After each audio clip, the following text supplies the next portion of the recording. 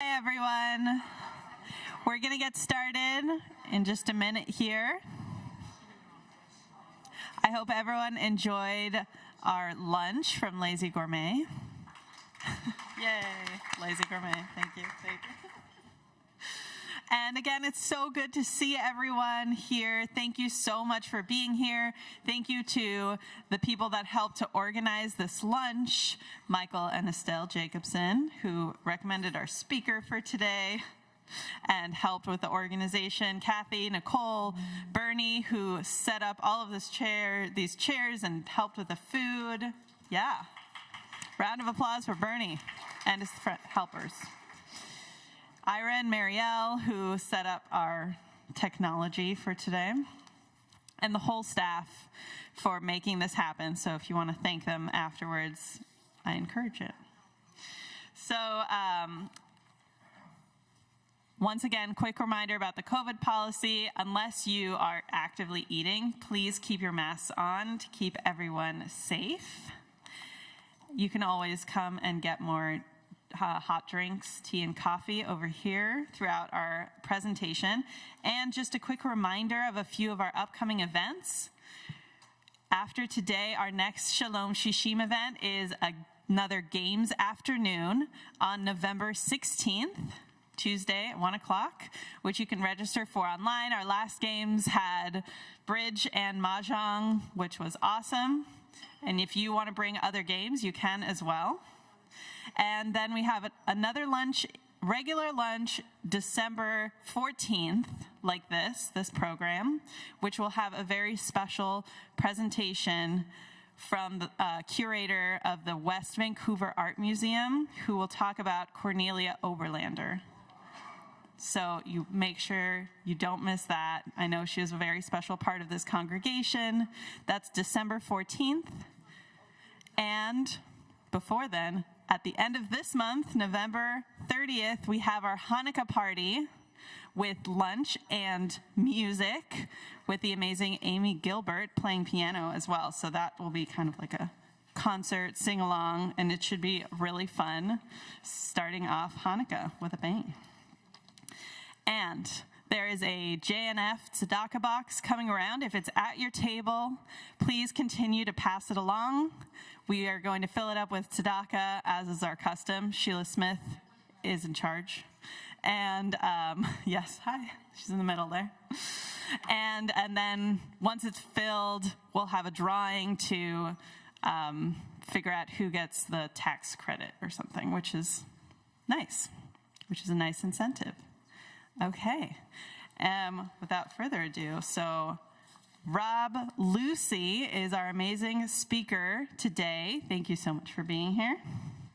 He is a master story finder and teller and the author of the book that is here, How Will You Be Remembered? The Definitive Guide to Creating and Sharing Your Life Stories. We're so excited to experience his lively and thought-provoking presentation this morning, which will help us create a powerful legacy story that will be cherished by our family, friends, and descendants. Robb Lucy is also an author, producer, self-described connector who lives here in Vancouver, right? Well, kind of. Kind of. Tawasin. Locally.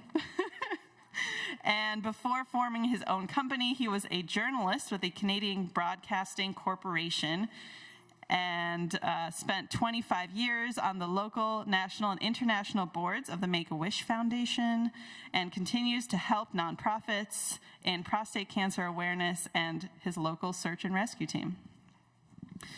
So I'm going to open the floor to Robb Lucy, and let's give a big round of applause to welcome him.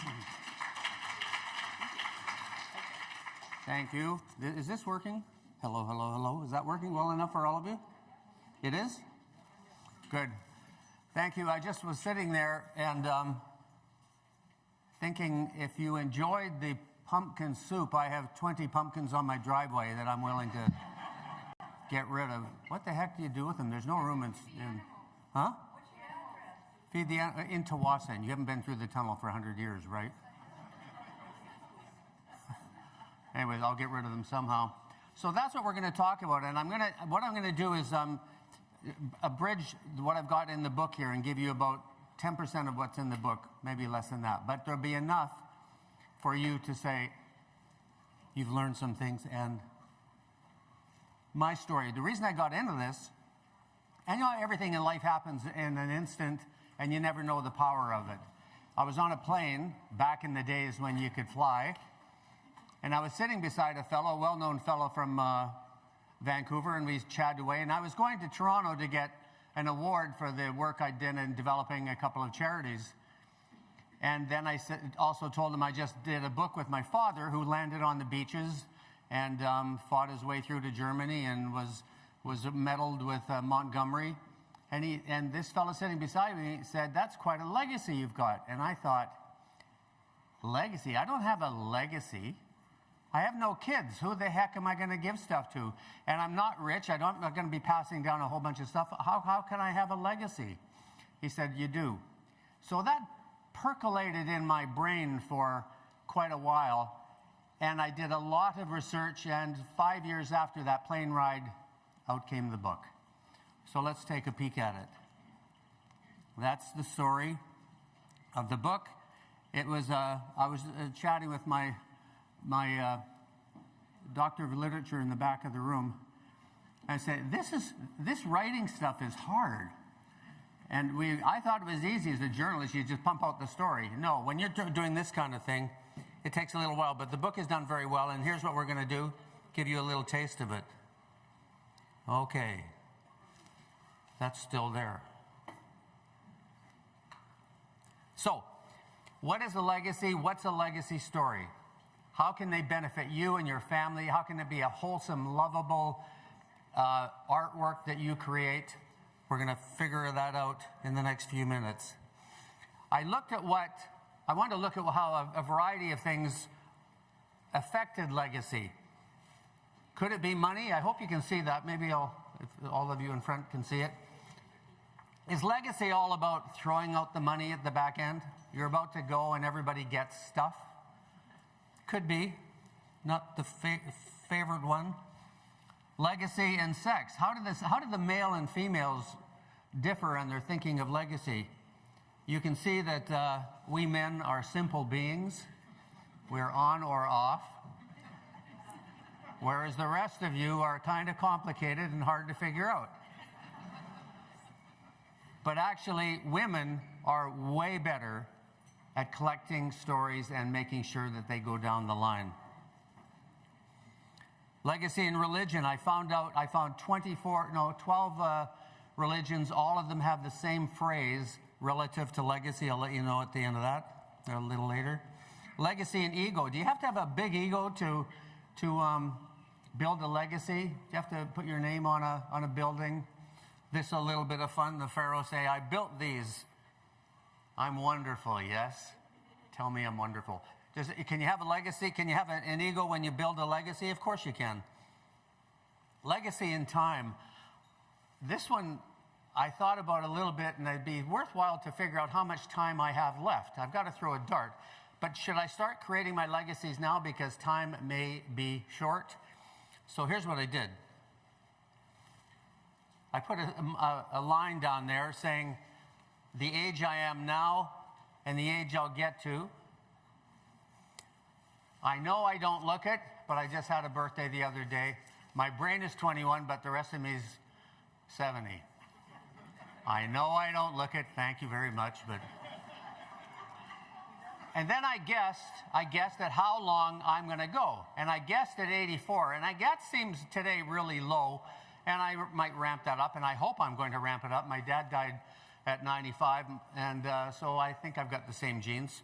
But anyways, if those numbers are true, I've lived 83% of my life, and I got 17% left. That kind of smacks you on the head. 17% left? Maybe. I mean, I could walk out the door and be killed by a herd of water buffalo on Oak Street. Or I might go to 84 or 92. But there's a finite time left. I better get moving. Legacy and happiness. This one got a little deeper, and we did a survey of about 200 people to find out answers to these questions. When are you most unhappy? when I have unresolved conflict. Number 2, when I feel inertial, I'm not creating, I'm not moving forward, I'm not taking advantage of myself. And the third one, when I see the money is running out. All of these, legacy and happiness. Which one do you think is your most unhappy? Let's find out. 56, when I have unresolved conflict. I think you could probably feel it. And you feel the weight of conflict on your shoulders, that's when we're most unhappy. When I feel inertia, I'm not creating, that's next. That has to do with legacy and creating legacy. And then when I see the money's running out, the 12% said to us and the people who did the survey, people know they can go get the money again.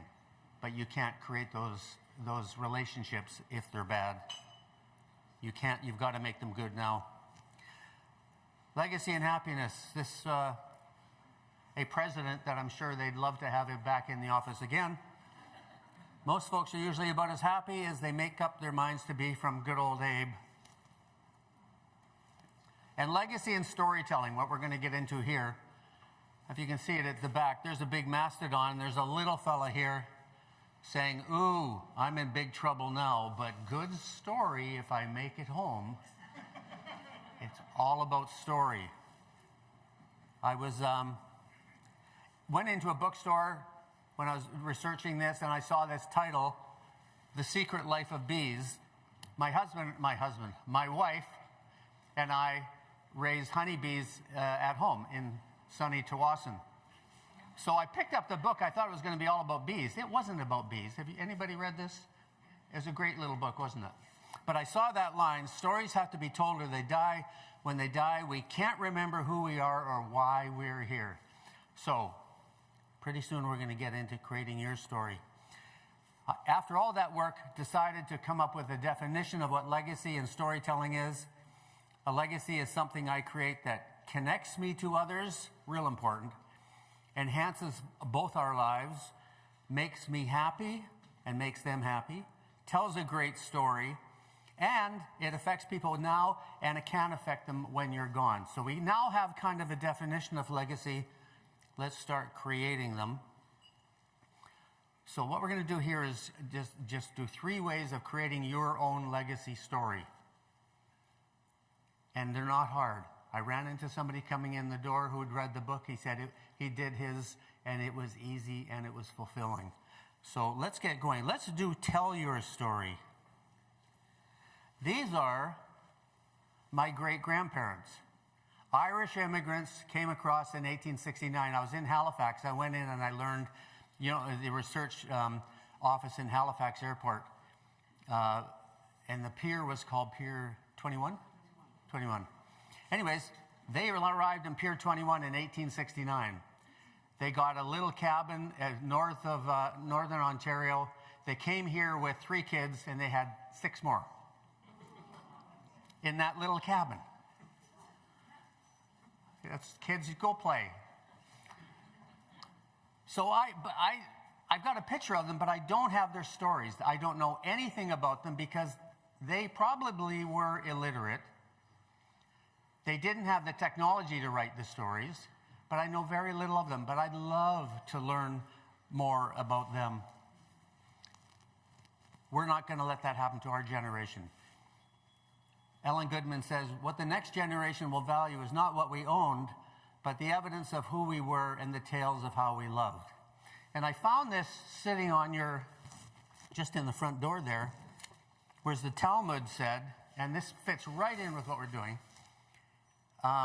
as my parents planted for me before I was born, so do I plant for those who will come after me.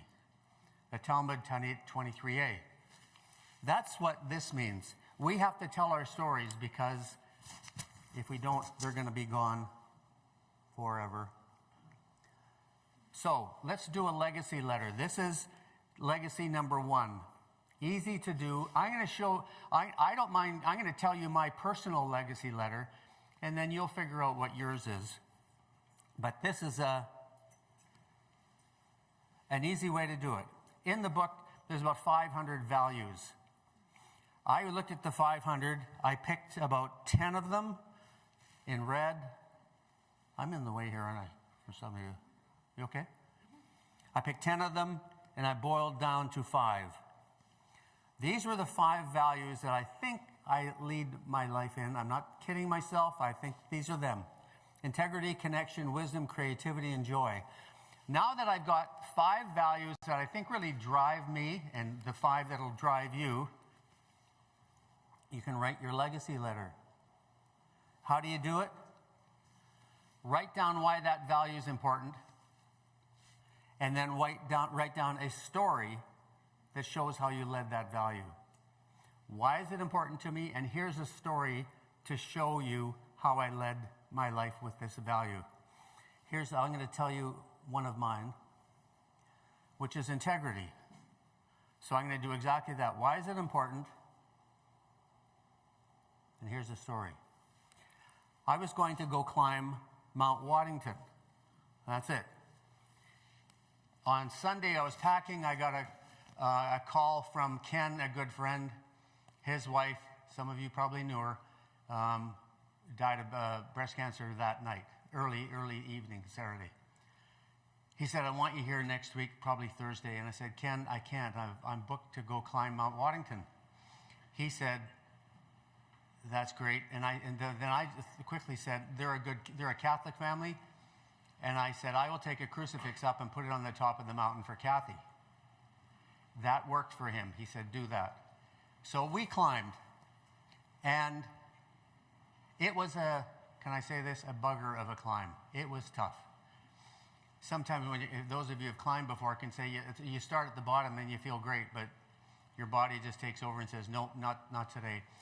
Anyways, we climbed, and about 500 from the top, which you can see is there, 500 feet from the top, my body ran out. I had nothing left, 0.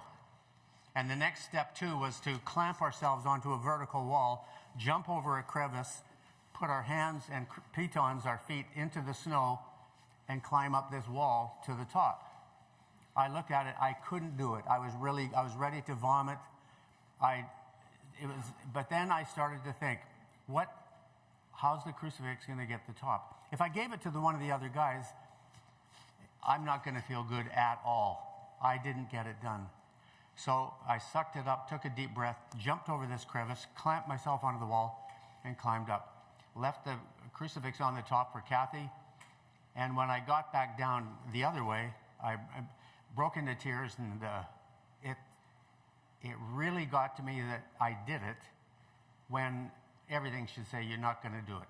So I tell that story, and just for a little bit of fun, here's the kind of thing we had to do.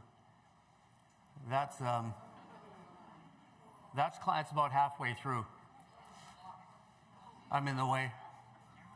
So I ran up there to take the picture. The top is way up there, the story I told you about getting to the summit. Here's what he does. He jumps across. He puts his ice axes in, his pitons, and we put a rope across, and then those of us on that side hang onto the rope and pull ourselves across. If you haven't done it before, it is kind of freaky. Because that crevice, it's just blue ice down there. It goes to God knows where. But if you do fall down, if he fell down there, he's roped in, he would fall down about 20 feet into the crevice, he'd swear and scream, and then we'd haul him up and we'd do it again. But he made it. So, the story I did on integrity about climbing, I said, I do fulfill my word. If I promise something, I'll get it done. That one was really, really hard. Integrity is the mountain. Let me just tell you my other ones. Connection, I tell a travel story. Those of you, and all of us have traveled a fair bit. The most fun in travel is making connection to those who are new to you and probably live there. That we travel a fair bit, and that I love. My wife isn't quite as, she won't walk into a situation. I'm happy to walk up to a wedding in Nepal and say, hi, my name's Rob. Do you mind if we join the dinner? That's connection. Wisdom, listening. Anybody married and had a thing about listening? That came to me from a Catholic priest, and he said to me, and it stuck me in grade 10 when I was just a little bugger. He said the most powerful thing you can do for people to bring them in is just sit and listen. So he taught me that. That's one of my, and I tell that story. Creativity is when I've been in the creative world most of my life. The story I tell there is where people come up with dumb ideas and somebody says, well, that's a dumb idea. I say, it's not a dumb idea. Wait till tomorrow, then you can say that. And usually what percolates over the next couple of days is that dumb idea is probably the right idea. That's creativity turning around. And if some of you are photographers, you take this picture, the one thing you have to do is turn around 180 degrees, get what's behind you. And then joy, the lesson I have on joy, or the value I have is Make-A-Wish. I think we mentioned that earlier. A quick story on the story on joy was when we did, the second wish we did was, here was a little boy who wanted to meet the nylons. Remember the nylons? It was at the Orpheum. The family was from northern BC. They weren't too comfortable in the big city, so we arranged things for them, the flight, the hotel, dinner, sitting real close to the front. They didn't, and my concept was, we don't get involved. This is a family wish. It's not us, a bunch of do-gooders, but they wanted us there. So we sat a few rows behind them. In halftime, the little guy was taken, and his 1-year older brother was taken to the back and sat behind the stage and sang tunes with the nylons. He knew all this. This little 10-year-old kid knew them all. He could sing them all backwards in Pig Latin. He knew them all. It was such a neat experience. We finished it. We put him in a limo. I walked back to the car, and I sound like a crybaby. I cried like a baby because it was so easy to create joy. And that's what happened as Make-A-Wish grew. Other people had that feeling of doing something for somebody else that changed the dynamic of the family. So I tell those stories, and in my case, I wrote them down. I mean, I'm an audio and video guy, but I like print. So I write them all down, type them all up. When I put all of these in an envelope in my drawer, again, I felt so unburdened. That's who I am. And if I'm hit by those water buffalo, my family knows who I think I am. So that's the legacy letter. And I would counsel all of you to at least look here or find a list of values somewhere and find out what are your 5? What are your 5? And give it a shot tonight, tomorrow. Write down one value, why is it important, and tell the story about it. And once you get 5 or 6 of them done, I think you'll feel like I did, totally unburdened, happy as anything. Now they know who I am. So that's a legacy letter. Now, there's a million other ways to do a legacy letter. This I found just the most important, there's more depth to it. There's just more feeling to it. But there's lots of ways to do it. I've got them in the book too, so that's your homework tonight. Do one value. Okay, let's move on to, oh no, sorry, So there's a list of values. There you go. Why is it important to you? Tell the story. So, tell your story is done. You know how to do one of them. Next. All these, everybody done their ancestry DNA thing? That's great. It tells you, yes, mine is, I think, 97% Irish and 3% Britain. So, boy, how English can you get? The thing about these, though, they don't tell any stories. Remember my great-grandparents? I want to know the stories. I want to know their loves. I want to know their difficulties. I want to know what happened when one of their sons was killed by a horse. I want to know the story. But I don't have those stories. They didn't have the technology. And here we're learning a lot about what brought us to here, but we're not learning about the stories about you. Where you came from. Where my ancestors came from. There's no stories. If you're curious about them, that is the people behind us, won't our descendants be similarly curious? So as we move on, your grandchildren, your great-great-grandchildren, your great-great-great-great-grandchildren, wouldn't it be cool for them to have some content about who you are? Your blood flows in them. Tell them about you. So we're going to do that. Is there a person in your life who you don't want to disappear, or whose story you don't want to disappear? Could be you, could be your partner, could be somebody in the family. This guy wasn't too happy. Oh yeah, I've got great stories, but you never asked me. So let's start asking. This was a study done by Alliance. And it's not very clear, but I'll show it to you. This is about legacy planning and what's the highest importance for boomers from their parents. The boomers said the most important thing in what they want from their family or their parents are stories, 86%. This is a study of about 300 people. 86% said, no, all we want is the stories. Then 64% said personal possessions, and then, oddly, financial inheritance, 9%. 9% thought it was number one. The real story is, though, they wanted the family stories, because when they're gone, they're gone. Old Garrison Keillor, you remember listening to him on public radio? My mother told me the other day there's a lot she'd like to know, but there's nobody left. The door is closed. Boom, gone. Our job and the fun is to gather those stories. Here is what it got me going. This is my father. I took him over to the beaches in 1994, the 50th anniversary. We did his whole trip from the beaches through France, through Belgium, through Holland, into Germany. And it was a stunning trip for father and son. I knew his background pretty well, and I'm a pesky journalist, so I called up mayors of city halls and all kinds of things, and they all came out. You've had that experience, especially in Holland, of course, saying you're Canadian. Almost people are in tears right away. But anyways, we did the trip, and then just a quick story. Went to Calgary. He was living in Calgary, and he said that he had given a presentation to his nieces at a school thing. The school asked him to talk about his war experience.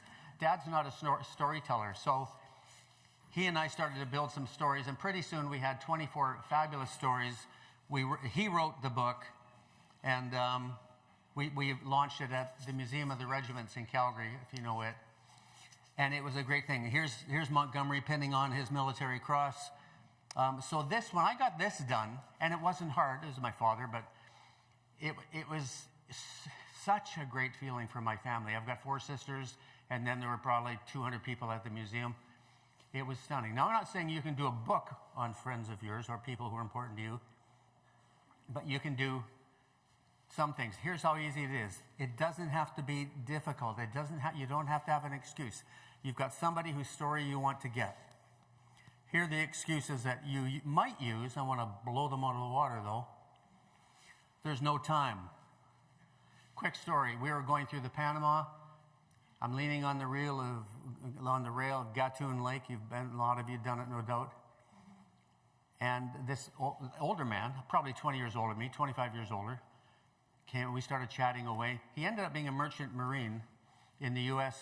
Navy, told some great stories. I said, hey, do your children or grandchildren know these stories? No, they don't have time. They're not interested. Really? I went down to my cabin. I've always got a little tape recorder, audio tape recorder. I pinned it on, just like this, and we told those stories again, about an hour and a half. I took the chip out of the machine. I said, give this to your kids. Then, it was probably 6-8 months later, this ignited a fire. They got their dad's story, their mom's story, and everybody else's story. They knew the stories were there. Everybody's got a story. So there's time. It took an hour and a quarter. Big deal. In our life, no, a tiny infinitesimal tick of time. I don't have the skills. I'm going to show you one skill.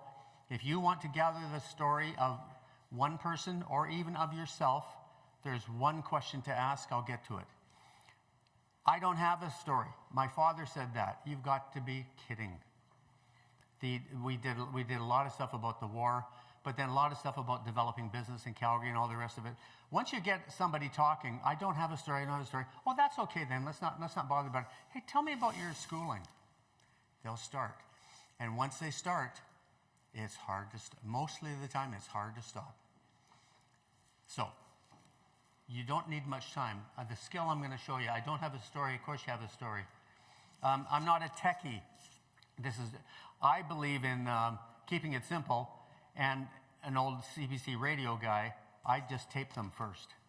So they don't have to worry about video and all that junk. Just put the tape recorder down and get their words. And now in technology, you can take that tape recorder, that version, put it in your computer, and it's words. It's done. You don't have to type out a damn thing. So that's a pretty cool thing, being a techie. And no one will care. That's what Dad said. 250 people showed up, and he had this book read to him every day until he died in 2010. So there's no excuses for not gathering the story of those whose story you don't want to disappear. The only question you need, I ask. So the people said to me, Rob, I'm not a journalist or story finder or teller. I don't know how to do this stuff. I said, fine, no problem. You just need to know one question. One question. That's all. What's that question? Tell me about. Sit down with anybody. Tell me about your schooling. You'll start. Tell me about your family. Tell me about. And I learned this from some of the better journalists in our country. And some of you recognize, I found these 2 shots yesterday, so I put them in. He'll kill me. This is Peter Mansbridge. And if you watch his interview shows, he'll use this. Tell me about the time the bomb went off. Hard news can still use this question. And you can see he had a sense of humor. We used to chair the Peter Zosky golf tournaments, and he'd come out here. And so we had a whole bunch of fun. So tell me about is the only question you need to gather the story. And my old quotation-friendly guy, there was never an uninteresting life. Such a thing is impossible. Inside the dullest exterior, there's drama, there's comedy, there's tragedy.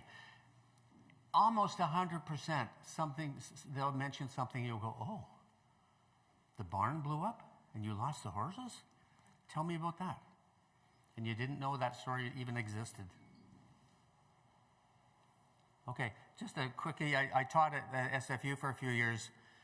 People came in the door, and as you can see, it says, sharing your legacy through digital storytelling. It was about basically getting one of your stories down in video.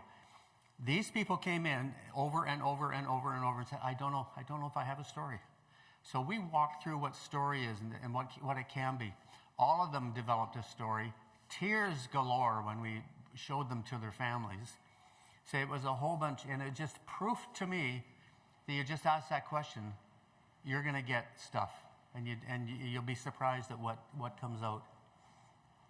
This is a longer quote, but it's something all of you should take in, and that's telling your stories to your kids. I'll just read this to you if you can't see it in the back. Family stories are a critical part of adolescents' emerging identity and well-being. Teens who know more stories about their extended family showed higher levels of emotional well-being, higher self-esteem, better family functioning, greater family cohesiveness, lower levels of anxiety, lower incidence of behavioral problems, and higher levels of identity achievement. That's what happens when your grandkids know about you. They'll get into trouble through life and they'll say, this is nothing compared to what Grandma and Grandpa went through.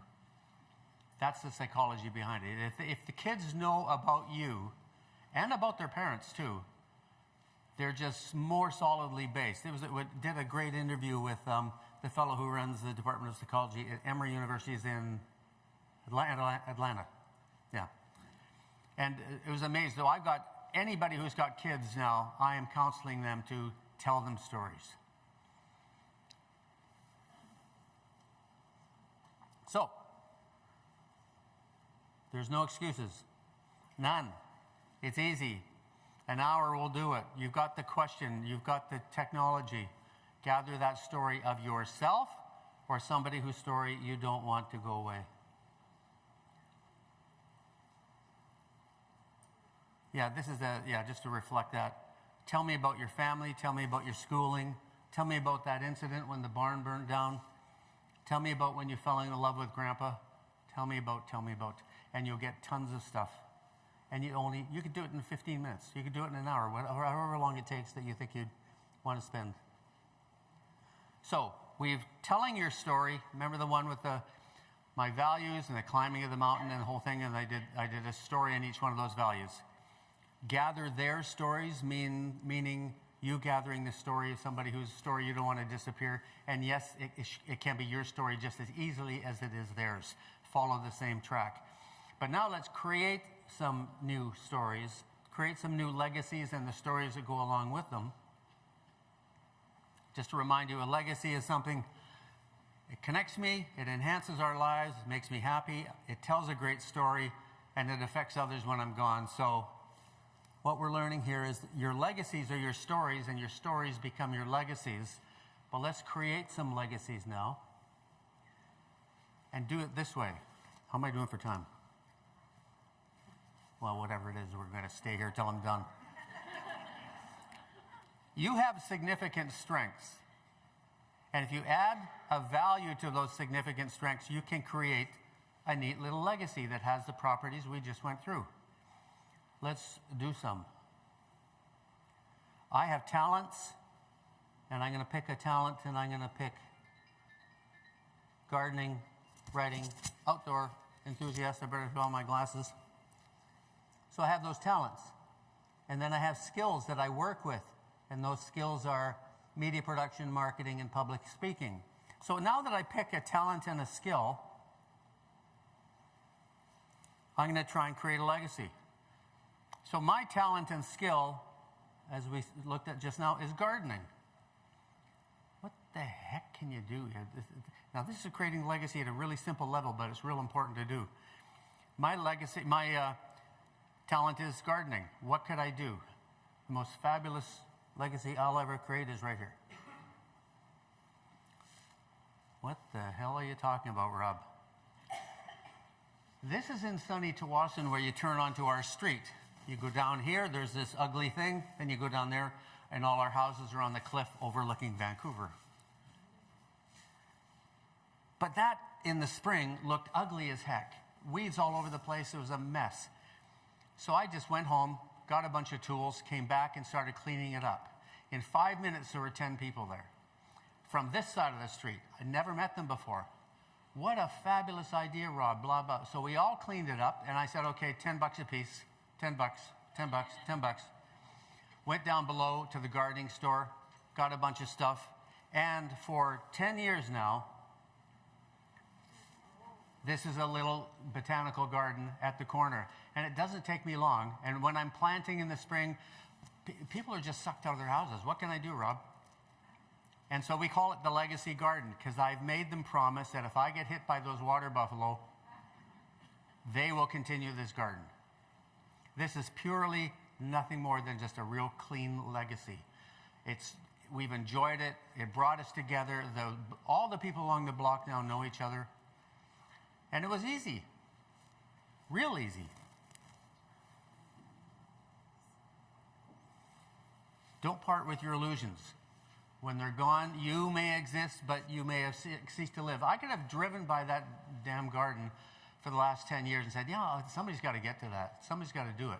Well, it was my illusion. It was my illusion, and so I just did it. And it was a piece of cake, and it brought me closer to an awful lot of people. So if it's in your mind as maybe it could be a little legacy, they're right. Here's one that we were in Cambodia traveling the Watts. You've all been to the Watts. I think this is the woman's Watt, I think. So I'm going to have a value and a talent and a skill and figure out what can I do with that. So the value is opportunity. My wife and I love keeping our eyes open for opportunity that'll add value to our lives or other lives. So that's the value. We have a skill. Both of us know how to ask questions and find things. So what can we do with our values, opportunity, and our skill is research. Well, we're going to build something that's for healthy people and a brighter future. Here's what it is. We were traveling with our guide and the driver. I saw people in the fields. I said, what do they do for water?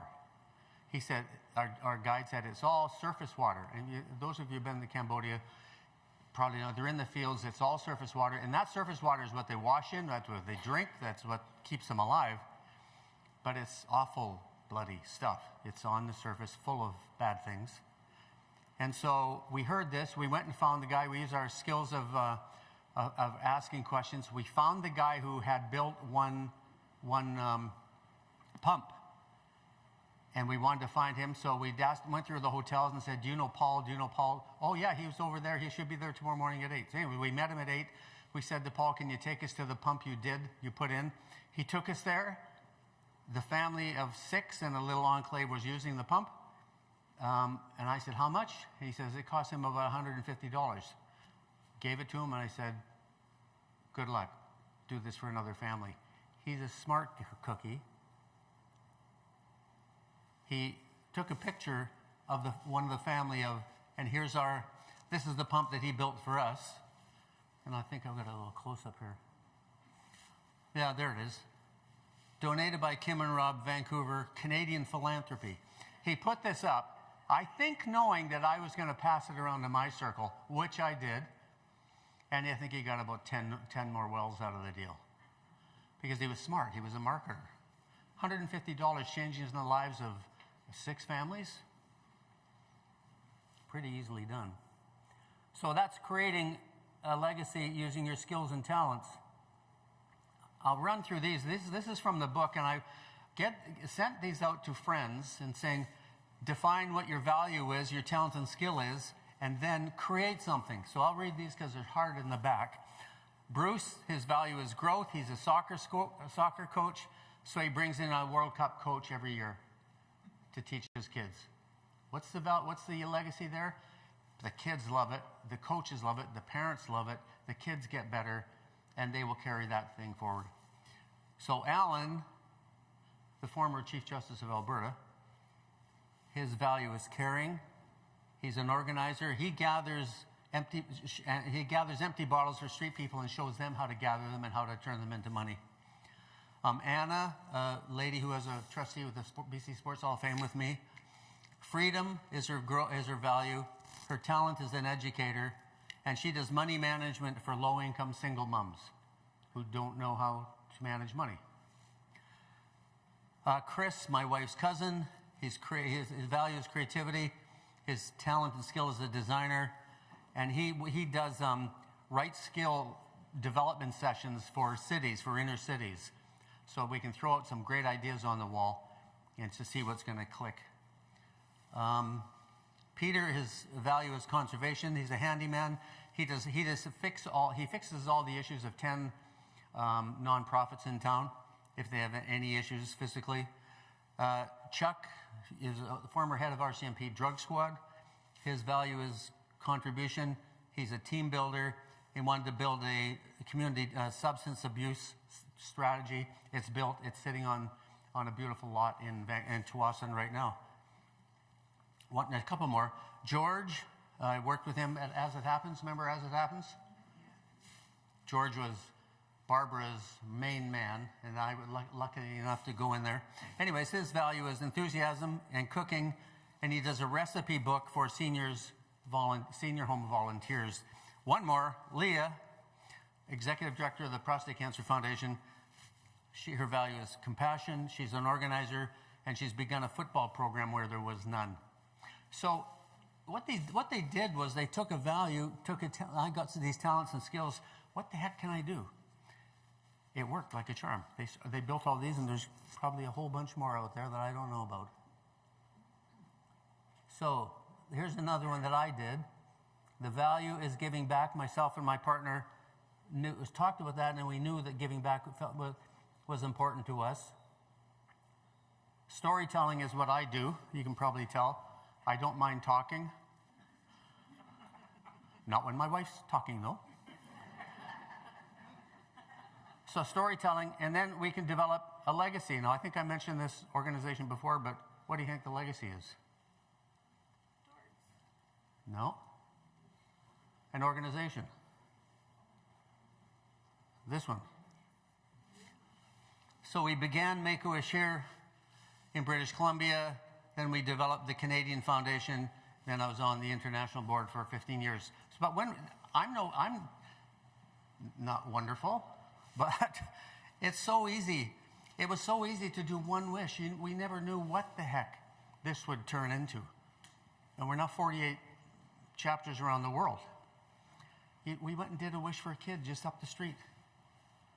And pretty soon, it's the Make-A-Wish Foundation. It's because we just didn't let our illusion go away. Said, no, let's go do that. Let's make it happen. So, to end up, those are the three ways. Tell your story. That was me and my values. I counsel you to put down some values and tell the story of it. When those water buffalo get you, you'll be happy your family has it. Gather the stories. Talk to somebody whose stories you don't want to disappear. Use that famous line, tell me about. And then, of course, creating new stories is using your strengths and your talents and your values to create something that's brand new. I ran into a guy later in the book after this. He was a violinist with Seattle. I think it was Seattle. But he had 4 violins in the garage, and he wasn't playing them anymore, and his wife said, get rid of the damn things.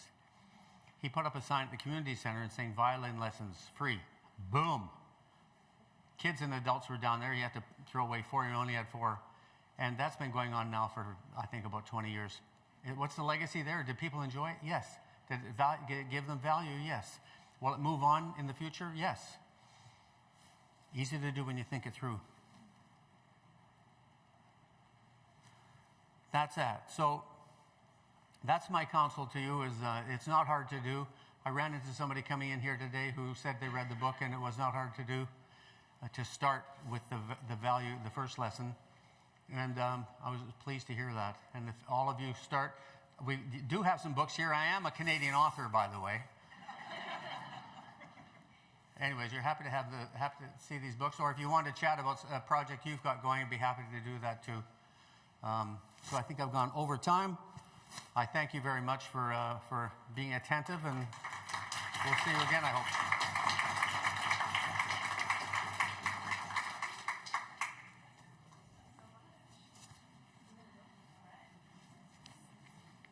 Oh, you're saying something? Yeah. Thank you so much, Rob. We have a few minutes for questions if you want to do some questions together with everyone. And then we'll do a little bit of music to close out, and then there'll be an opportunity to talk to Rob some more and get the books if you are interested. So you want to do some question and answers? I need the question first. Does anyone have any questions? For Rob? Yes, Bill. I don't have a question, but I'd like to add to what you say. It's the Jewish Historical Society here in Vancouver, which covers the whole province. We interview people for their life stories. And we've got over 900 stories of Vancouver, principally Jewish people, a few non-Jewish people in it. It's not widely known. So this is one of the things we do, so that families can come and see them later. We've had authors come in and study some of these people. So a lot of the prominent people have been interviewed, and some non-prominent people. So that, and I can say that if anybody wants to have his story told, let me know, and I'll try and get an interview done. It may be done by myself or somebody else. So we do that. Wonderful. Good. Thank you. Yeah, I definitely think storytelling is a value that we have in Judaism as well. And there's a lot of ways. If you want to bring your talents and interests to this community, talk to me or other staff people, and maybe we can make that happen here. Any other questions for the group? Yep. Estelle. Sorry, I missed that. She said, not a question. Not a question. But I happen to be looking at my father. Shall I take? Sure. I happened to be looking at my father's old prayer book, and lo and behold, in the front I found death notices, and one of them said that his father acted as a translator between Cecil Rhodes and who was the other guy? I don't recall the name. A British. No. Anyway, the point is that I was totally unaware of this. My father had never ever talked about what his father's achievements were. Barney Bonato, who was buying gold mines in South Africa, and he acted as the translator because Barney Bonato only spoke Yiddish, and the Rhodes only spoke English. So here's a connection that we would never have known about had it not been in the front of a prayer book. Mm-hmm. Yeah, Good. I think the one thing that maybe if we can class ourselves all in one generation is our parents weren't storytellers. They didn't tell us a heck of a lot of what was going on in their lives. And I certainly learned that with Dad, and then lots of work since then. But so if your parents weren't great at it, don't take that on. You be good at it. Tell your stories so your children and grandchildren will know and say, there's Grandma Jean. Her blood runs in us. That's what you want them saying in 200 years. Thank you. Okay, so once again, thank you. Can we have another round of applause for Robb? Thank you so much. That was amazing. And in just a few minutes, we'll have opportunity if you want to come and speak with Robb. But first, I always have to bring some music. I don't know if anyone noticed the music that was playing at the very beginning when you were walking in. So this is in theme with that style. Feel free to sing along if you know it, which I think everyone does. I see trees of green, red roses too. I see them bloom for me and you. And I think to myself, all together, what a wonderful world.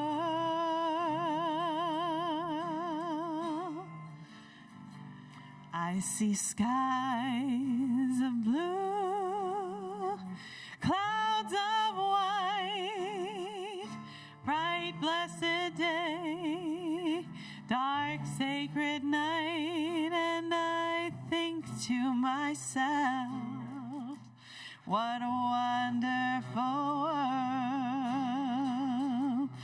The colors of the rainbow, so pretty in the sky, are also on the faces of people walking by. I see friends shaking hands, saying, how do you do? They're really saying, I love you. Now we're going to do something a little bit different because it's fun. Bring a little bit of Judaism into this song. כשאני רואה בחלוני את שמוריק לך וגם לי, אני שרה לעצמי, איזה אחלה עולם, איזה אחלה עולם. You get it. השמיים כחולים, ענן ולבן, והבוקר בהיר, ובלילה עשן, ואחלום לעצמי, איזה אחלה עולם. I hear babies cry. I watch them grow. They'll learn much more than I'll ever know. And I think myself, what a wonderful world.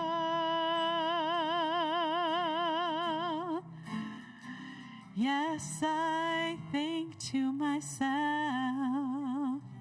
what a wonderful world.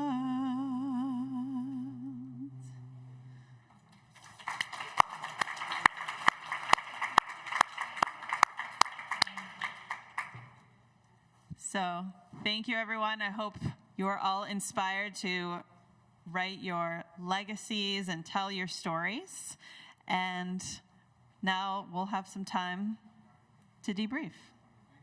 Thank you, everyone. And we'll see you at the next lunch in a couple weeks. Thank you.